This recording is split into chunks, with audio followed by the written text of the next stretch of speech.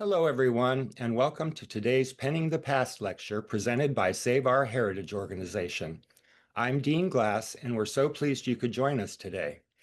We're delighted to welcome back historian and retired San Diego police officer Gary Mitrovich, who many of you will remember from his engaging presentation on the history of Lakeside last year. Today's talk takes us back to a fascinating and often overlooked part of local history east of San Diego, the lost history of the East San Diego Police Department. Gary will guide us through the story of the once independent city of East San Diego, founded during a 1912 land boom and annexed into San Diego just over a decade later. Drawing from his book, East of San Diego, he'll reveal a lively and sometimes turbulent era filled with bank robberies, scandals, and the challenges of a rapidly growing community. A San Diego native, Gary joined the police department in 1980, serving in patrol investigations and community relations and earning both the Medal of Valor and the Purple Heart. He later co-founded the San Diego Police Historical Association, helping to preserve the historic old police headquarters, and today serves as co-president and newsletter editor of the Lakeside Historical Society. If you have any questions along the way, please put them in the chat feature and we'll get to those at the end of the presentation. And now please join me in welcoming back Gary Mitrovich. Thank you very much, and thank you to all who signed in today. We'll be talking about the city of East San Diego and the East San Diego Police Department, and both histories obviously involve one another. And of course, as a former police officer, I was very fascinated with the law enforcement aspect of this, so that's why I took that angle. And this is a plug for my book that's still out there and available. So the East San Diego was actually born in the San Diego's land boom of 1887, when the population of San Diego went from something like 6,000 to 40,000 in just a blink of an eye. Developers tried to capitalize on this land boom and were started looking beyond downtown to make their riches. So this is the earliest mention I have found of City Heights. It was in the San Diego Bee in December of 1887. And you can see that Steiner, Klauber, Choate, and Castle were the men behind this, and it was their addition. It was it's called City Heights most of the time, though. And in the narrative below, there's an interesting mention of a steam motor road connects with streetcars at the east end of D Street, which is now Broadway, to be completed by January 1st. Well, one of the first interesting things about City Heights, and soon to be East San Diego, was this little the Park Belt motor line that traveled from about 18th and A Street up through the canyons and into City Heights. This only lasted a few years, of course, before being abandoned, but the trail went through the Balboa Park golf course of today canyons, and you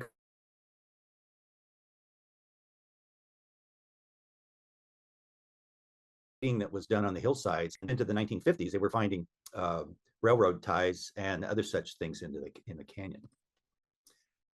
So Wyatt Earp was in town at this time, and he was one of the ones that was in land in the San Diego land boom. And he and his wife purchased a lot close to City Heights in a community called Terralta, which is a little north and west of City Heights. It's an area of 33rd and El Cajon Boulevard. He sold it. He bought it for $200. He sold it 7 years later for only $2. And that's because the boom went bust about 1888. And people were selling their land, and the population boom went backwards. And so for a while, the great plans for City Heights went dormant. But they did establish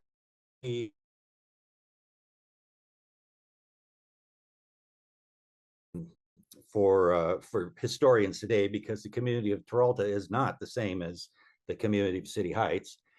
But anyway, City Heights grew slowly, and but it got a little injection in 1905 when John Spreckles extended his streetcar system down University Avenue and into City Heights. In about 1906, the Columbian Realty Company built this 5-story observation tower. It was on the south side of University between 43rd and Fairmont. And it was built as kind of an end of the streetcar line attraction, but also for potential investors to climb up to the top and take a look at their potential investment. And this is what they could see from the tower. Now, this is looking northwesterly. That's University Avenue to the left there, and you can see the streetcar line on there. Not a whole lot going on in City Heights in 1910. And I'm sure that none of these structures still exist, although there is a surprising amount of structures still left from the city of East San Diego, which we'll show in a little bit. So in 1912 was kind of a biggie year for the county of San Diego. We actually had 3 different cities incorporate. The city of El Cajon incorporated, the city of LeMay incorporated, and finally the city of East San Diego incorporated at the end of 1912.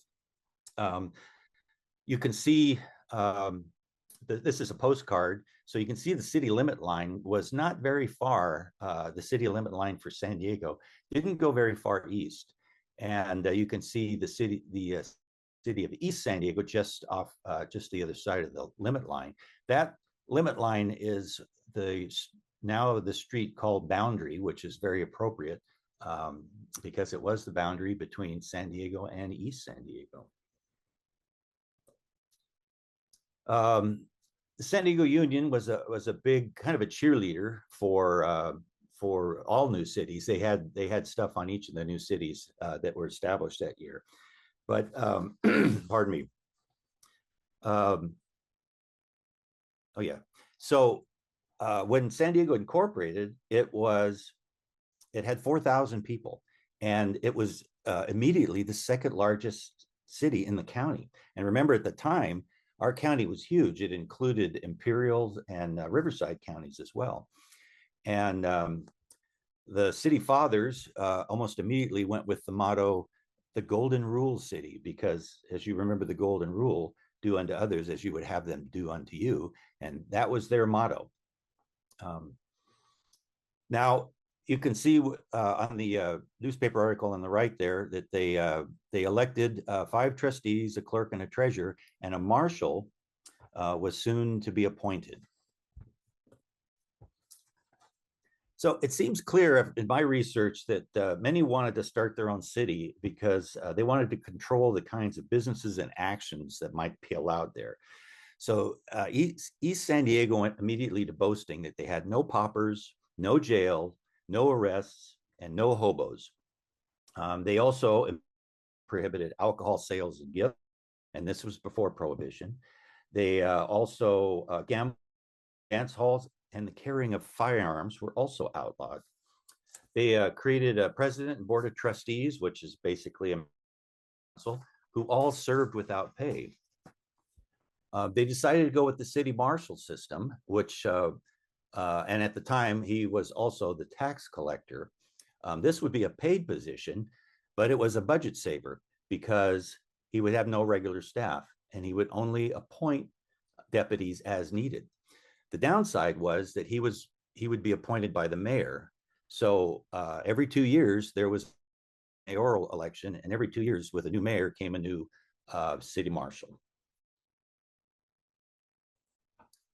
So this is what they almost immediately started doing once the city was voted into existence. It's called grubbing, the grading of new streets. This is what City Heights looked like in about 1912. Semi-flat, but lots of rolling hills and canyons, and that was probably quite a job, but they got right to it. They also almost immediately completed a school in the city limits. This is initially called the East San Diego School, but it became Central Elementary School and on the site of the current Central Elementary School in the City Heights area. This University Avenue became the main street for East San Diego. Notice on the the upper left is an arc light, early street lighting system. You can see the streetcars on University Avenue, and we're actually at the intersection of Fairmont Avenue. This large house on the corner is called the Quartermass Stensrud House, and it was built there in 1906. Well, a little more on that later. And the tower, that is the City Heights Tower, and it's often confused with the one that's there today, which is we'll talk about a little later. But the tower, and I showed you that earlier, was an observation tower. Well, when the city incorporated, somebody wanted to build a bank on its location, so they offered it for sale, but they had to move it within 24 hours. So they moved it across the street within 24 hours, which must have been pretty spectacular because they would have had to take the streetcar lines down and such. But Mr. Stensrud, who owned the big house that I just showed you, he bought the building and he fixed it all up. And atop the building was an open air meeting place, which was actually the first city hall for East San Diego. So here we go. This is Charles C.W. Justice. Now, Mr. Justice, what a great name for a chief of police. And he was appointed the very first chief of police of the city of East San Diego. Now, you might remember I've been talking about the city marshal system, and the newspapers and the media in general often use those words interchangeably. As chief of police probably sounds a little more fancy, and that's what East San Diego was into. So he was appointed as of January 1st, 1913. Interesting thing, though, is I can't find any evidence that he ever did anything related to being the chief or law enforcement once he was in office. In fact, he wasn't in office but maybe a couple of weeks, because he quickly took a job with the city of San Diego, which he worked until he retired later. So he left that job, and I have no idea if he did anything there. But interestingly, I found his granddaughter in Point Loma years ago when I was researching this book, and she and the family never knew that their grandpa was actually, for a moment, at least on paper, the chief of police of the city of East San Diego. By the end of January 1913, Frank Hyatt had been appointed as the new city marshal. He also served later as a deputy marshal for several other city marshals in East San Diego, as well as a deputy county sheriff. He had an extensive law enforcement experience in the Old West. The picture at left is Marshal. He was a deputy marshal in Colorado in the 1880s. And I quote this from a newspaper of the time, which pretty much explains him. It says, plain, modest, and unassuming, Mr. Hyatt does not pose as a man killer, although he has more than once taken his life in his hands in desperate encounters with criminals and has been compelled to take human life to save his own. His rule has been to capture his men by strategy, leaving the law to deal justice to them rather than to kill them in trying to make arrests. So he was 68 at the time he took the city marshal's job, and he was probably quite a character. So it seems in my research that one of the main jobs of the city marshal was to keep peace at the city council meetings, because they could get quite out of hand, and they were often called upon to remove citizens or even other councilmen because they were causing a disturbance. One such interesting thing came up early on in 1913, and I'll quote this. President Holloman, who was the mayor, Mayor Holloman, City Attorney Welch, Trustees Hobson and Mayor, accompanied by Marshal Hyatt and Deputy DeBarro, and some interested citizens, made a raid on an alleged house of ill repute on Brant Street and arrested 3 women and 5 men. Now, Brant Street is today Cherokee Avenue, but 2 of those women were charged with serving intoxicating liquor, which was beer, and the others were released. Now, the East San Diego Improvement League, which was very much concerned about reputation of the town. They objected to this negative publicity. This just looked bad for the town, and it raised quite a stink. And actually, Mayor and Trustee resigned as a result.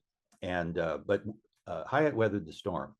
Now, on a side note, the beer seized at this incident was used to christen the new City Hall building the following week in East San Diego. And another kind of funny story about that City Hall, the new City Hall looked too much like a bungalow, apparently. So the City Council chose to christen and pose in front of a statelier looking structure. The concern was that photographs of the event might make their way back east, and embarrassment for the city of East San Diego. Sadly, there are no photos of either building, so I don't know what they were talking about, but it's an interesting story that illustrates the concern for reputation. Marshall Hyatt also handled some serious crimes early in his career in East San Diego. In September of 1913, at about 6:30 in the evening, dentist Dr. Welch was shot by a disgruntled former employee as he was getting off a crowded streetcar at University and Pauley Street. Now, Pauley's 43rd Street today, but this is the very area that happened. Dr. Welch ran off and survived, but Marshall Hyatt was there to arrest the suspect and then escort him to the county jail. And if you recall, I mentioned earlier that one of the things East San Diego was boasting about was that they had no jails. So obviously, Marshall Hyatt had to board the streetcar, probably the very same streetcar the crime occurred on, and take the suspect down to county jail downtown. The case never went to trial, though. The shooter hanged himself in jail with a blue string necktie that he had been wearing upon his arrest, which just surprises me that they would allow him to keep that.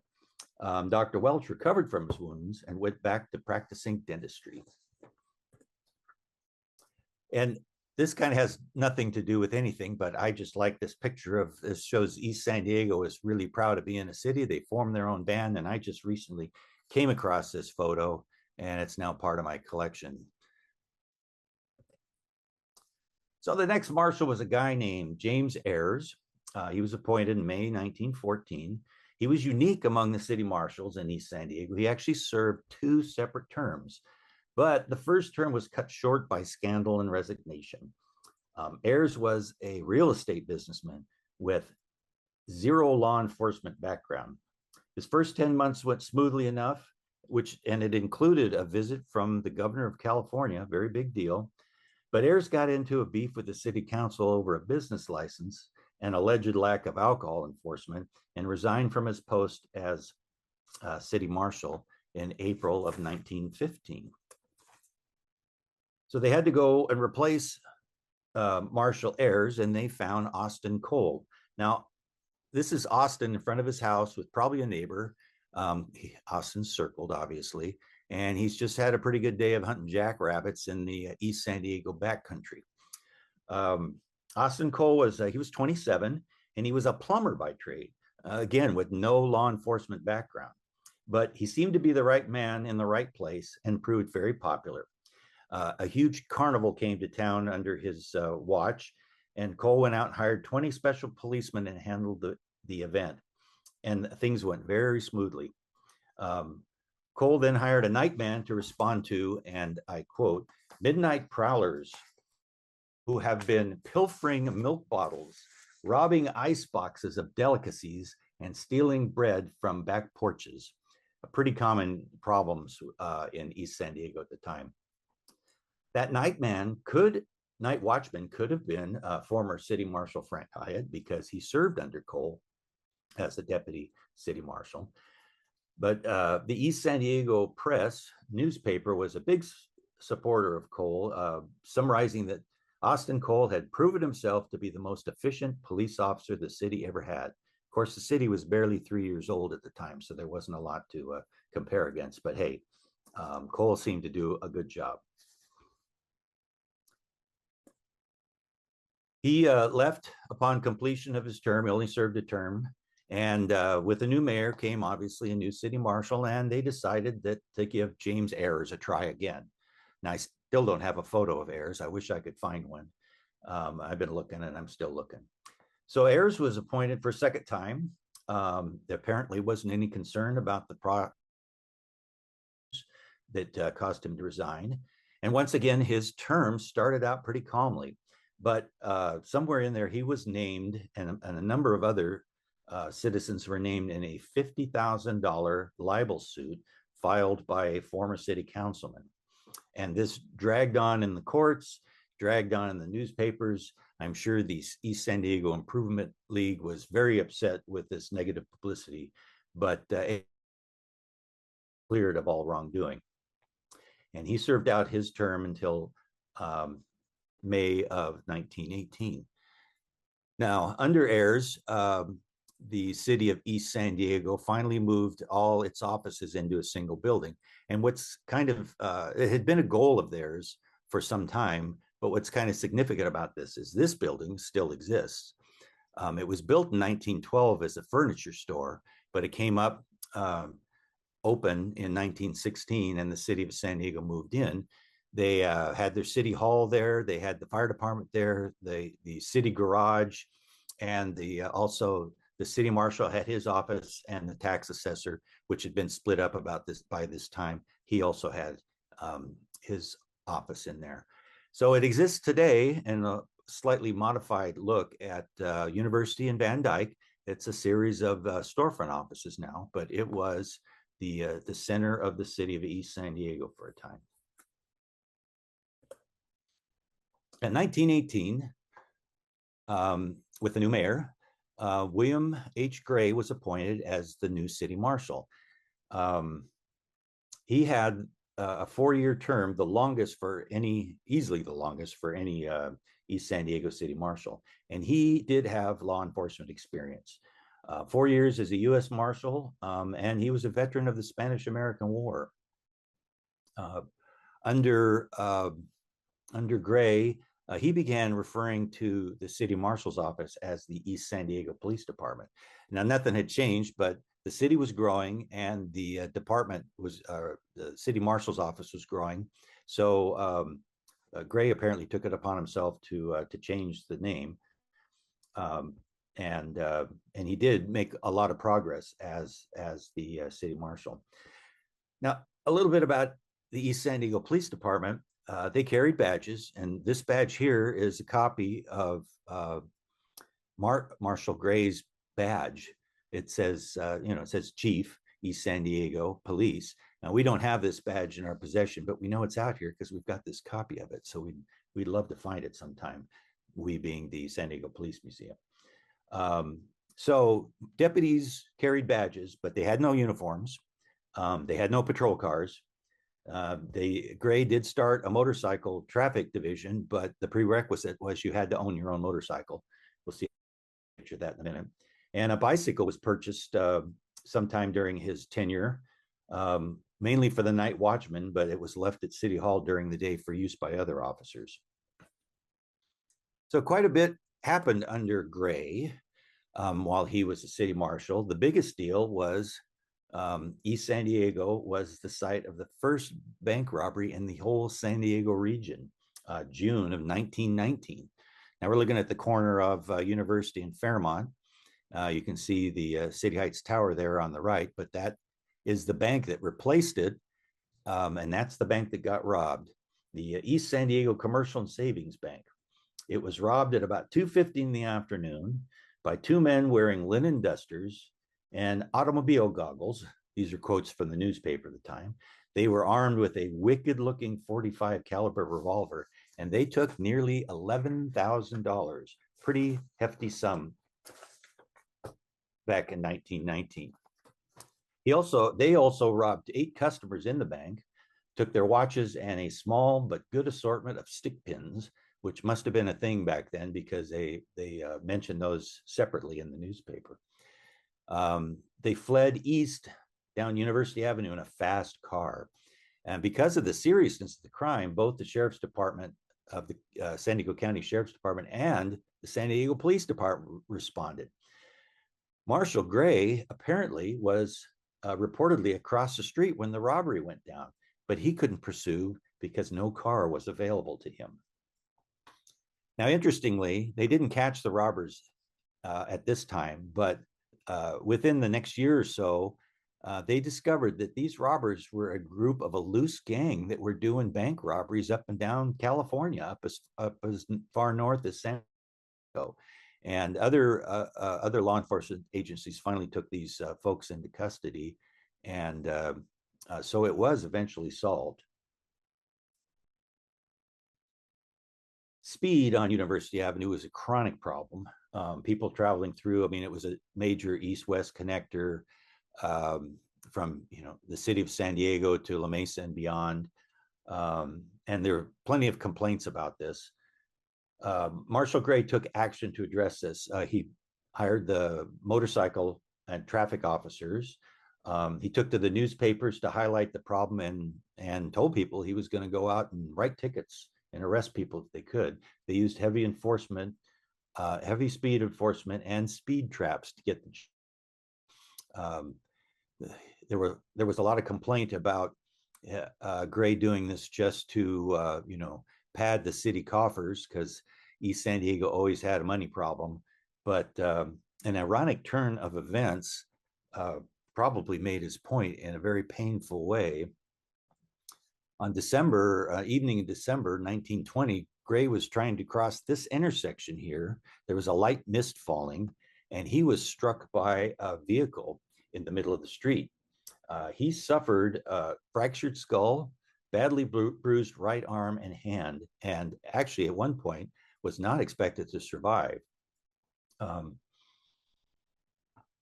The city council had to do something about that, so they had to. Marshall Gray was not able to fulfill his duties, so the city council appointed an acting marshal, William Martin. Now, William Martin here was a World War I veteran. He and his family lived in San Diego for a long time, and he was one of those guys that obviously owned his own motorcycle and became a motorcycle officer. This photo here is one of the few examples we have of what a cop in East San Diego would look like. That is, he's wearing a badge, and that's the badge itself on the inset there below, and got a cap, and it looks like he's got a siren on front of the bike, so that's probably how he got people's attentions and flagged them down. But that's what a traffic officer for the city of East San Diego looked like. And William Gray only served as acting chief for a couple of months because Bill Gray came back, and he went back to work in about March, the following March. Oh, let's go back. So Bill Gray continued as marshal, and he left in 1922, obviously, again, with a new mayor. He eventually ran for county sheriff in 1928. He lost that election, and he passed away in the early 30s in his home in East San Diego. So the next and last city marshal of East San Diego was Nathaniel McCorney. Now, Marshal McCorney probably didn't realize he was going to be the last marshal, but he turned out to be the last marshal. He was 37 years old. He was appointed in June of 1922. He and his father and family had lived in San Diego, or East San Diego, for quite a while, and that's his badge there. The family kindly gave us, the police museum, that badge, and we have it in our collection.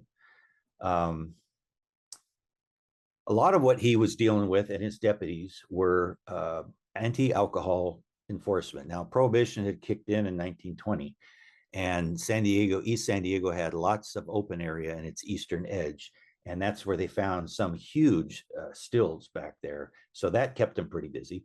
He continued the professionalism that Marshall Gray had set up, but with a much downsized department. And what we'll learn here in a bit is East San Diego always had money problems, and it was just getting worse. He served until December of 1923, And once he left the department, he joined the San Diego Police Department, where he was a patrolman and then a very well-respected homicide detective. So in the last year as a separate city, East San Diego looked like a lot of other cities, but very rural. I love this picture here. It's a residence on Fairmont Avenue. It's at the site of present-day Monroe Clark Middle School, and this is what an average household in East San Diego look like. I've had a huge garden, and that's how families sustain themselves with their own gardening. And I'm sure sold some to their neighbors and stuff. And this is the eastern limits of East San Diego. And you can see it's pretty wide open and be a difficult thing to patrol and lots of places to hide stuff. Not what it is today, obviously. So the end of East San Diego came in the end of 1923. By that time, the city had grown from 4,000 to 12,000 residents, but there was no high school, which was a big deal because the city was sending its students to San Diego High School, and the San Diego Unified School District was charging them for those. So another drain on the city coffers. There was a water shortage. It was hard to get water into the town. The tax base was decreasing. So in about 1920, the city of East San Diego decided to vote and voted for disincorporation. They wanted to join the city of San Diego. Now, the city of San Diego had to vote to see if they wanted to accept East San Diego, and they did so in October of 23. So East San Diego officially passed into history in December of 1923. This is a sign that was up at Boundary and University. The crowd gathers on the day that the city of San Diego took over. There was actually some talk about changing the word east to greater, but the sign eventually came down, and nobody knows where that is anymore. The city, so San Diego took over the city of East San Diego, and the San Diego Police Department basically took many of the officers that were on the East San Diego Police Department. And then the San Diego Police Department moved into the old East San Diego City Hall, and it was a substation for San Diego PD up until the late 50s. And this is a picture in front of that substation of officers assigned to the East San Diego substation. Interestingly, you can see under the police sign at left, the medical cross there. They did have medical doctors on call there. I can tell you that my dad, when he was about 2 years old, was hit by a car up in the Morley Field area, and my grandparents took him to be treated here at the substation. So it was a valuable part of the community. And it's interesting that the San Diego Police Department, they eventually did away with all their substations for about 20 years, and in the early 80s decided that wasn't a very good idea, and decentralized, which is where they are at today. So Edward Moore was one of the later city marshals for East San Diego. He was hired by Nat McCorney. They were friends because they were both from New Jersey. And when East San Diego PD ceased to exist, the San Diego PD picked up Mr. Moore. Then they found out he was only 22, and at the time, you had to be 25 to be a police officer. So he was relieved from duty. But when he reached 25, he rejoined the San Diego Police Department and worked for him for only a few years, because unfortunately, tragically, Officer Moore was killed in the line of duty. He was coming home from work one evening, and at about 16th and G Street, and saw someone who matched the suspect description of a robber. And he stopped to talk to the guy, and the guy pulled out a gun and shot him several times. The suspect fled, And ironically, Mr. Moore's former boss and friend, Nat McCorney, was the one that found the killer hiding under a house and took him into custody. After lingering a couple of days, Officer Moore passed on, and he is listed on the San Diego Police Officers Hall of Valor for dying in the line of duty. So the old City Heights Tower survived the city of East San Diego up into the 30s. It was used obviously for a number of different things. It was eventually torn down in September of 1939. The old quartermass Stensrud house that was on the corner of Fairmont and University that the governor visited, they moved out of town right down El Cajon Boulevard in 1929 to a site at 56 and Adams, and it's still there. And the couple that own that place have done a remarkable job. It looks beautiful. You should go by and take a look at it. They're really nice people there, and they did a great job. This is a picture of that I just recently acquired of Fairmont University in about 1930, because the gas station that's there, that's where the quartermass Stensrud house was. So it's obviously been moved at that point. And it's just a nice view of University in Fairmont, and you can see the streetcar lines. This is the other City Heights Tower that didn't come into being till about 1932, that a lot of people confuse with the original one. It's not even original today. It had to be, the tower part of it had to be replaced a number of years ago. But this was built by David Ryan at this very strange five-way intersection of Euclid and University. And he had it, it was part of a three-building complex that would, that was trying to draw crowds to the area. Across the street is the Silver Ballroom, which has been restored recently and looks beautiful. And then across the other way is the Egyptian garage, which was actually an earlier build than this one, and makes up a very unique intersection. This tower has kind of become the pseudo symbol of City Heights today. But even as the East San Diego is no longer a city, it retained a very fierce independence. They were very proud. This sign went up at Fairmont and University and stood there or was displayed there for quite a long time. The community was known as East San Diego. And the only reason they had to take this sign down at the time was they were widening University. Now, it was kind of a portent of things to come, because things kind of went downhill from there. Crime was rising.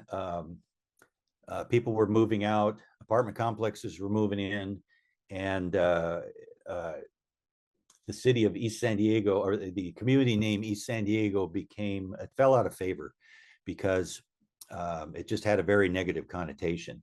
So the city of San Diego kind of reached back into the past and pulled out the original name and started calling it City Heights, which is more of a Band-Aid move because it didn't solve the problems. And in fact, the community, in kind of gallows humor, put this sign up along University Avenue. I believe this is the 80s. And if you can't see it, it says drive-by shooting, right lane only. Things kind of hit bottom at this point. But things did get better. In March of 1996, the San Diego Police Department opened the Mid-City Division right in the heart of City Heights, and it helped make a lot of change. And I was fortunate enough to be one of the original officers to work out of there, and I worked in that building for about 12 years. So the real changer in all of this was Saul Price and Price Charities. He just invested heavily into the community with money and other things, and had the backing of the city council and many other folks to try to change conditions in City Heights. So this is just groundbreaking in 2001, and a year later, this big fancy new building, which is home to many community agencies and such, is at University Avenue between 43rd and Fairmont, which was the heart of the old city of East San Diego. So what's left of East San Diego? Well, this house, if you've been up and down Elkhorn Boulevard, you must have seen it. It's at about 37th and Elkhorn Boulevard. It actually was moved to this location in 1889 from National City. It has a twin sister still standing in National City. And anybody that grew up in this area knows this house. And the owner, it's now a used car lot, but the owner of the used car lot has kept it in pretty good shape. And it's nice to see something old about East San Diego still there. And if you look down in some of the alleys and such, there's still a manhole covers that say sewerage of East San Diego. I guess manholes don't really wear out, so why not use it? And the city of San Diego has done a kind of a nice job with recalling some of the past. At this intersection, 47th and Landis, on the sidewalk, they've engraved Sierra Avenue, which is the original name of 47th Street. And that brings my presentation to a conclusion. This cool little artwork came from the East San Diego Press newspaper. They were doing some kind of contest in the it's about early 20s, I believe, and it's a great look at what the city of East San Diego looked like back in the day. Thanks, Gary. That was really interesting. You're welcome. I certainly learned a lot. I'm sure everybody else did too. Now we do have a question. Where's the San Diego Police Museum? Oh, the San Diego Police Museum is actually not too far away. It's up at, it's on College Avenue, just north of Elkhorn Boulevard, at the corner of Adams Avenue and College, right next to the old fire station that's there. We're in an old library, which is the library I used to go to as a kid. And we've really improved it a lot lately. It really looks pretty nice. And we're open most weekdays. I think it's Wednesday, Thursday, Friday, from like 10 to Saturdays. No, Saturdays for 10 to 2. Weekdays, I believe, is noon to 4. Wonderful. If anybody else has any questions, please put them in the chat or the Q&A box. Either one will work. That was the only question we'd had so far. Okay. Any other anecdotes you'd like to share? Well, it's funny because I didn't know anything about this, just about my grandparents. I had grandparents, and my grandma's parents lived out here, not when it was a city, but afterwards. And I grew up out, always called East San Diego when I was a kid. And I had no idea that there was actually a city there. And once I started getting into it, there's not a lot written about East San Diego. There's more to find, and I'm always looking. But it's a pretty fascinating little footnote in the history of San Diego. Was the sign to use right lane for drive-by shootings a joke? I'm guessing it was, but it cost a lot and must have required a permit. No, that was somebody in the community put that together. It was a bootleg sign. It was basically gallows humor because they were sick and tired of the crime in the area, and they were trying to make a point. We don't know who put it up. It didn't stay up very long, and but they were trying to get the attention of the city council because a lot of folks in the community felt the city council had forgotten about them. I wonder where it ended up. I'd like to know that too. Kind of fun to have as a souvenir. Hanging Definitely. in. All right. Anybody else have any questions? We'll make this a short one today. Okay. Got things to do. It's Saturday. That's right.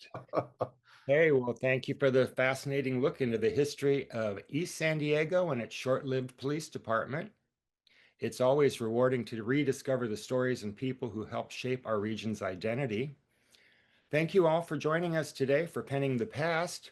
If you'd like to revisit this presentation or Gary's previous lecture on Lakeside, you can find both, along with our full archive of Penning the Past talks on the SOHO San Diego YouTube channel. The Penning the Past series will return in February when Richard Carrico will be back to present his new book, El Presidio de San Diego. Also in February, Richard will lead a separate limited attendance walking tour of the Presidio site, offering an in-depth, on-location look at the history featured in his book. Details and registration for that special tour are available in our latest e-news and at sohosandiego.org. And as we head into the holiday season, we also invite SOHO members to our annual members only holiday party on Friday, December 12th. If you're not yet a member or need to renew, now is the perfect time so you won't miss out on this and other member benefits, including free admission to Penning the Past lectures throughout the year. Everybody, please enjoy. Oh, hang on. We might have another question. Oh, Oh, but he just said, thanks. That was interesting. okay. Thank you. Oh, hang on. Oh, yep. Thank you, Gary. Great talk. Yeah, people enjoyed it. Oh, I'm good. so Thanks. happy. Okay, well, thank you, everybody. Have a great weekend, and we look forward to seeing you at our next event. Thank you, Gary. Appreciate Thank having you, Dean. you back. Maybe we'll have you again. Okay. Well, thank you. I really appreciate it.